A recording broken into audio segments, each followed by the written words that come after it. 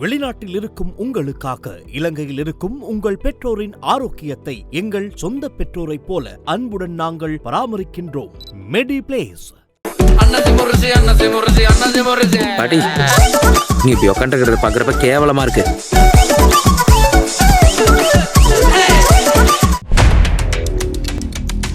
Iran மற்றும் Israel இடையிலான போர் பதற்றங்களுக்கு மத்தியில் ஹார்முஸ் ஜலசந்தி பகுதியில் சிக்கித் தவித்த இந்திய வணிக கப்பல் ஒன்றினுடைய கேப்டன் ராகேஷ் ரஞ்சன் சிங் உயிரிழந்தது தொடர்பான செய்திகள் மிகப்பெரிய அதிர்வலைகளை ஏற்படுத்தியுள்ளது.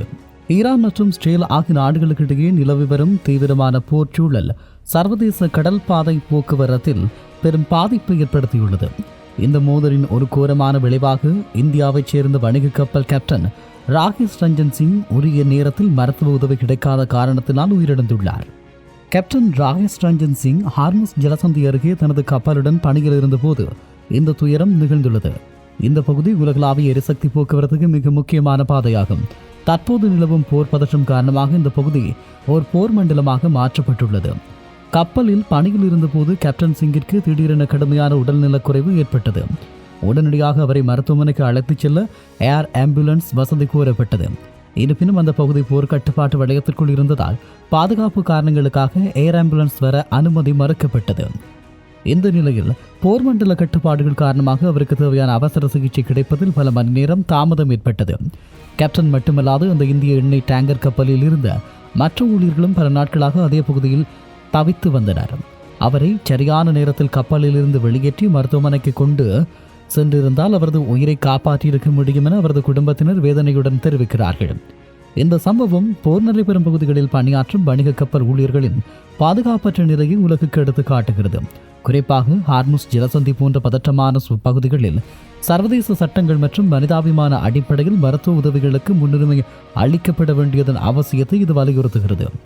கேப்டன் ராகேஷ் ரஞ்சன் சிங்கின் மரணம் போர் என்பது ஆயுதமேந்திய வீரர்களை மட்டும் பாதிப்பதில்லை, மாறாக தனது கடமையை செய்து கொண்டிருக்கும் அப்பாவி பொதுமக்களையும் எவ்வாறு பாதிக்கிறது என்பதற்கு ஒரு சான்றாகும். இவரது இழப்பு இந்திய கடல்சார் சமூகத்திற்கு பேரிழப்பாக கருதப்படுவதாக அந்த நாட்டு தகவல்கள் தெரிவிக்கின்றன. இப்படியான சூழலில் ஈரான் மற்றும் இஸ்ரேல் இடையிலான அதிகரித்து வரும் போர் பதட்டம் சர்வதேச கடல்சார் வர்த்தக பாதையில் பெரும் அச்சுறுத்தலை ஏற்படுத்தியுள்ளது.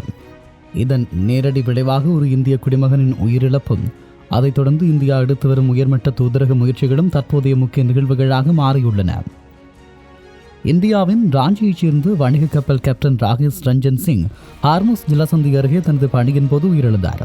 இது தற்செயலான மரணம் என்பதை விட நிலவும் போர் சூழலால் ஏற்பட்டு ஒரு கட்டாய மரணமாகவே பார்க்கப்படுகிறது. கேப்டன் சிங் பணியாற்றிய இந்திய எண்ணெய் டேங்கர் கப்பல் ஈரான் இஸ்ரேல் மோதல் காரணமாக ஹார்முஸ் ஜலசந்தி பகுதியில் பல நாட்களாக சிக்கியிருந்தது. அவருக்கு திடீரென ஏற்பட்ட உடல்நலக்குறைவின் போது அந்த பகுதி போர் மண்டலமாக அறிவிக்கப்பட்டிருந்ததால் அவரை மீட்க வரவேண்டிய வான் ஆம்புலன்ஸுக்கு அனுமதி மறுக்கப்பட்டிருந்தது. முறையான நேரத்தில் மருத்துவ வெளியேற்றம் செய்யப்பட்டிருந்தால் அவரது உயிரை காப்பாற்றி இருக்க முடியும் என அவரது குடும்பத்தினர் தெரிவிக்கின்றனர். இந்த மோதல்கள் தனிநபர்களை தாண்டி உலகளாவிய பொருளாதாரத்தையும் பாதிக்கிறது. குறிப்பாக எரிசக்தி கட்டமைப்புகள் மீதான தாக்குதல்கள் பெரும் கவலையை ஏற்படுத்தியுள்ளன. பிராந்தியத்தில் உள்ள முக்கியமான எரிசக்தி உட்கட்டமைப்புகள் இலக்கு வைக்கப்பட்டுள்ளது. உலகளாவிய விநியோக சங்கிலியை சீர்குலைக்கும் செயலாக உள்ளது.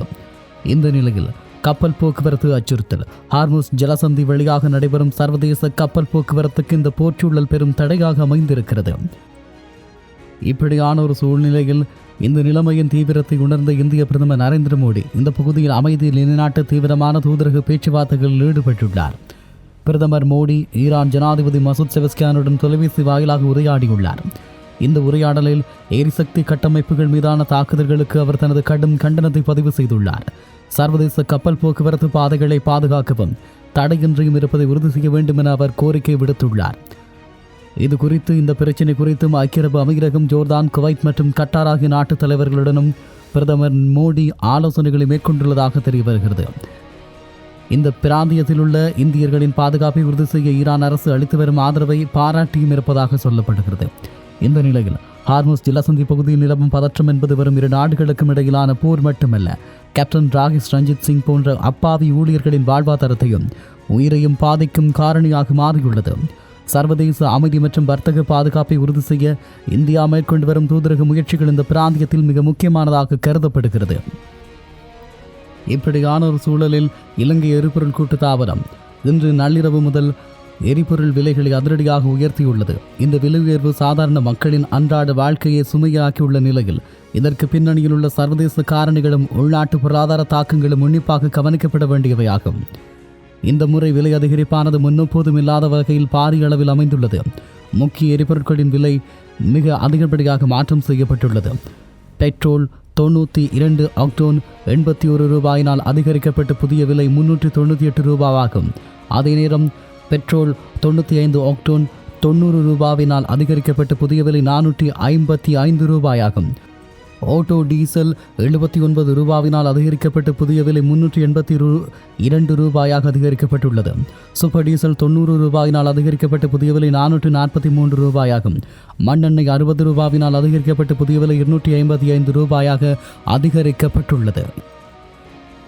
இலங்கையின் இந்த விலை உயர்வுக்கு பின்னால் சர்வதேச அரசியல் மற்றும் பாதுகாப்பு சூழல் முக்கியமானதொரு பங்கு வகிக்கிறது. மத்திய கிழக்கில் குறிப்பாக கார்முஸ் ஜலசந்தி பகுதியில் நிலவும் போர்ச்சூழல் உலகளாவிய கச்சா எண்ணெய் விநியோகத்தை முடக்கியுள்ளது.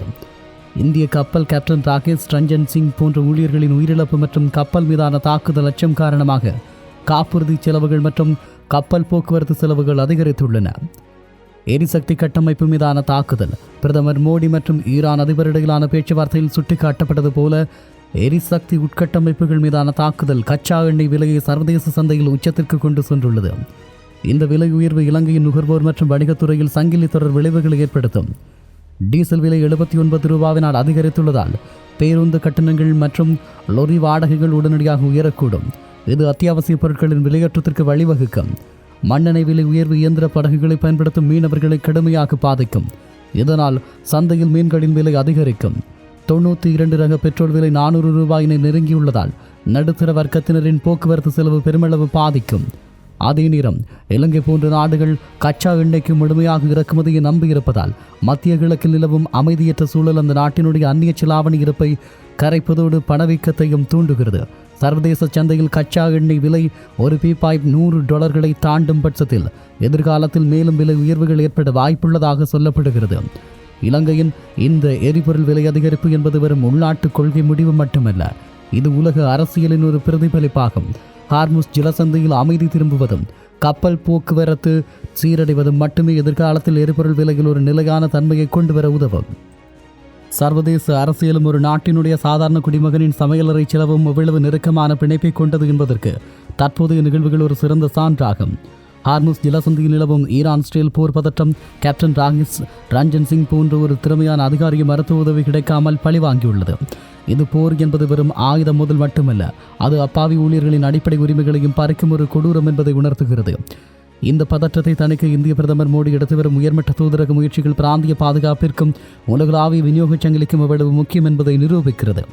சர்வதேச கடல்வழி பாதையில் ஏற்படும் சிறு தடையோ அல்லது அச்சுறுத்தலோ இலங்கை போன்ற இறக்குமதியை நம்பியிருக்கும் நாடுகளின் எரிபொருள் விலையில் அதிரடியான மாற்றத்தை ஏற்படுத்துகிறது.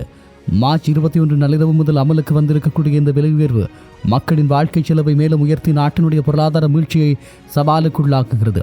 சுருக்கமாக சொன்னால் மத்திய கிழக்கில் அமைதி திரும்புவதும் கப்பல் போக்குவரத்து பாதைகள் பாதுகாக்கப்படுவதும் மட்டுமே சர்வதேச எரிசக்தி விலையை சீராக வைத்திருக்க உதவும். அதுவரை போர் முறையில் இருக்கும் ஊழியர்கள் முதல் இலங்கையின் எரிபொருள் நிரப்பும் சாதாரண குடிமகன் வரை அனைவரும் இந்த பூகோள அரசியல் மாற்றங்களின் சுமையை சுமக்க வேண்டிய கட்டாயத்தில் உள்ளனர்.